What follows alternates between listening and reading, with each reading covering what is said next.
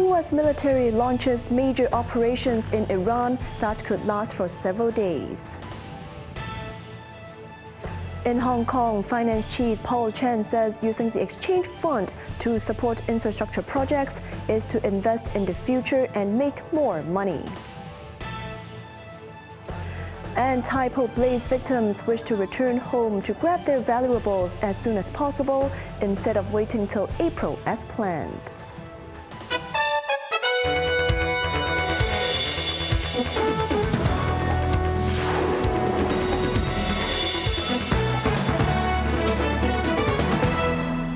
Good evening, you're watching Cable News. I'm Cheryl Yun.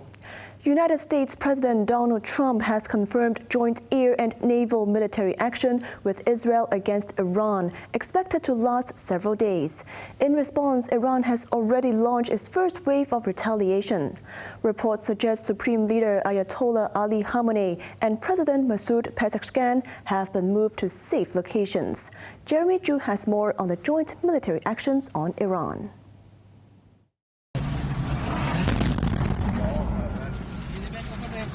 In Tehran, buildings were struck by shelling, sending thick smoke into the sky. Explosions were also reported in other cities. Missiles hit near the presidential palace and the residence of the supreme leader.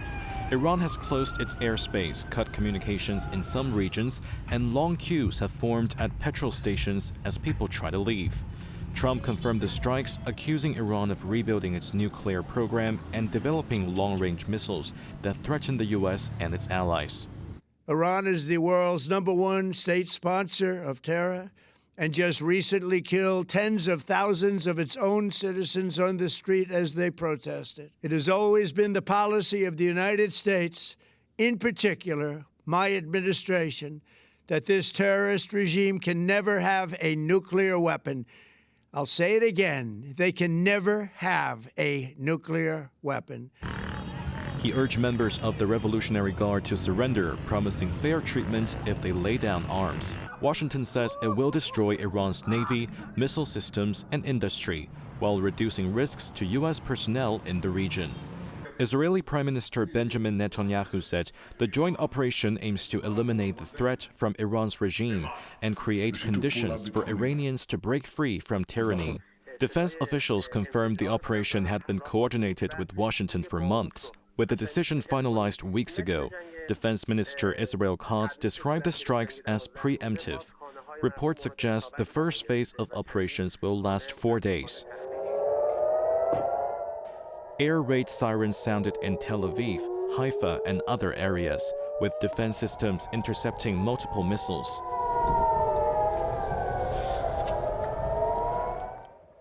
Israel has declared a nationwide emergency, closing schools, banning public gatherings, and suspending civilian flights.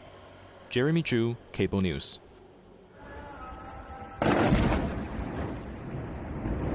Meanwhile, Iran has confirmed missile strikes on U.S. military bases in Qatar, Kuwait, the United Arab Emirates, and Bahrain. The U.S. Navy's 5th Fleet headquarters in Bahrain was hit, erupting in flames with thick smoke rising. The Interior Ministry urged residents to seek shelter immediately. In the UAE, the Al Dhafra air base was targeted. UAE forces intercepted multiple missiles, but at least one person was killed. Officials condemned the attack as a violation of sovereignty and international law, vowing to reserve the right to respond. Several airlines have already cancelled Middle East flights. In Hong Kong, the Security Bureau has issued a red outbound travel alert for Iran and Israel, citing a significant safety threat, and called for Hong Kongers planning trips to either country to adjust their travel plans and cancel non-essential travel immediately. Meanwhile, the airport authorities said 3 flights to Riyadh and Dubai has been delayed, with no flight being cancelled. In other news, Financial Secretary Paul Chan stressed that transferring $150 billion from the exchange fund to finance mega infrastructure projects marks a shift from financial to industrial investment and is entirely different from the last time the authorities tapped the fund in 1984. Evelyn Bai reports. Amid public concerns over injecting the exchange fund to finance infrastructure projects, as the government's last draw on the fund was some 40 years ago, when the city was facing difficult moments. 個性質完全唔一樣。 Chen told Cable News the two scenarios are fundamentally different. This time, the money is used to invest in the future. He further explained that despite taking half of the exchange fund's income last year, the total assets of the fund remain a sound $4.1 trillion. We are confident in the fund's capacity to withstand disturbance and maintain financial stability, he added. Regarding when the consolidated account, excluding bond issuance and the transfer, might return to surplus, Chen said it takes time to develop Northern Metropolis, progressing from land leveling to business setup, then tax revenues generation and job creation. With early investment for preparation, we expect much clearer results over the next 3 to 4 years, he said. The budget also outlines preferential policy packages for firms planning to expand their presence in Northern Metropolis, including halved tax rates or a 5% rate. 稅務優惠嗰個時限呢係有得傾嘅。 The finance chief said the duration of tax concessions is negotiable, depending on a firm's economic contribution to the city. He added that the government would consider taking equity stakes in suitable projects to guide resources in line with Hong Kong's future development direction. Evelyn Bai, Cable News. Some homeowners of the fire-ravaged Wong Fuk Court have voiced hopes of returning home sooner than the government's plan, while others said they did not wish to go back to their gutted flats for fear of reviving painful memories. Evelyn Bai again shares more. In what seemed to have eased the sorrow lingering from last November's inferno, more than 100 affected residents gathered for a Pun Choi feast at Kai Fuk Kui, one of the transitional housing projects that had become the temporary homes for some residents. The government plans to arrange for residents to return to 7 blocks of Wong Fuk Court to retrieve belongings as early as late April. A former resident said the announcement came too late, nearly 4 months after the blaze. He hoped to go back sooner to collect light but precious items, such as family photos and antique coins. A woman from Wong Tai House said she was afraid to return, as seeing her badly damaged flat will leave a painful impression. My son said he will go back no matter what to collect memorable things like photos of my son and daughter. Money cannot buy these photos, she said.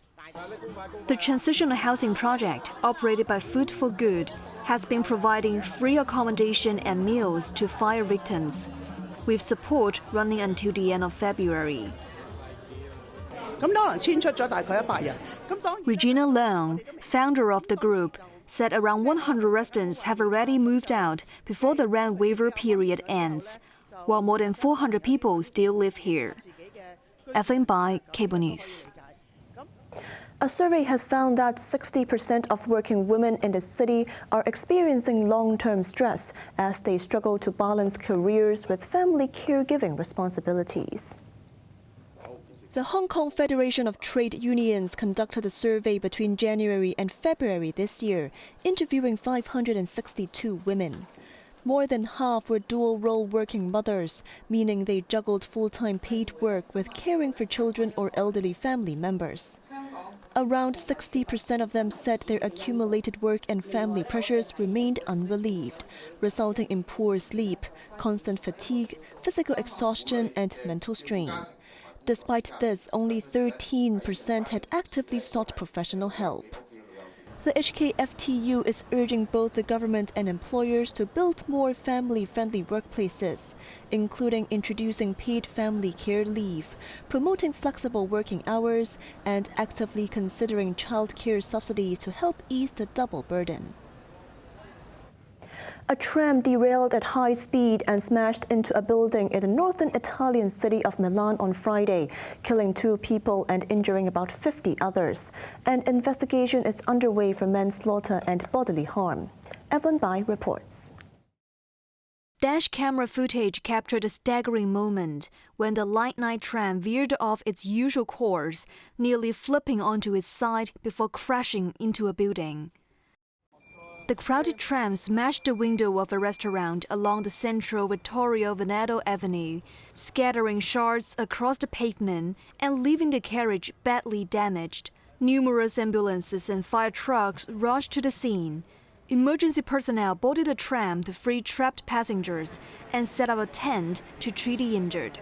Local authorities later confirmed that a 60-year-old man found dead under the tram had been thrown from the vehicle, while the second victim was also a passenger. The driver and multiple passengers were injured and sent to hospital. Given that the driver claimed he felt unwell and he skipped the last stop, police are probing possible manslaughter and causing bodily harm. After visiting the crash scene, the city's mayor Giuseppe Sala told reporters that the incident was a tragedy and human error was to blame, saying the driver had apparently failed to switch tracks to keep the tram on its intended path. Italian Prime Minister Giorgia Meloni expressed her deepest condolences over the deaths. Evelyn Bai, Cable News. Former United States President Bill Clinton said he did nothing wrong and saw nothing in his relationship with Jeffrey Epstein after he faced questioning in a closed-door deposition by the House Oversight Committee. I know what I saw, and more importantly, what I didn't see. And I know what I did, and more importantly, what I didn't do. I saw nothing and I did nothing wrong.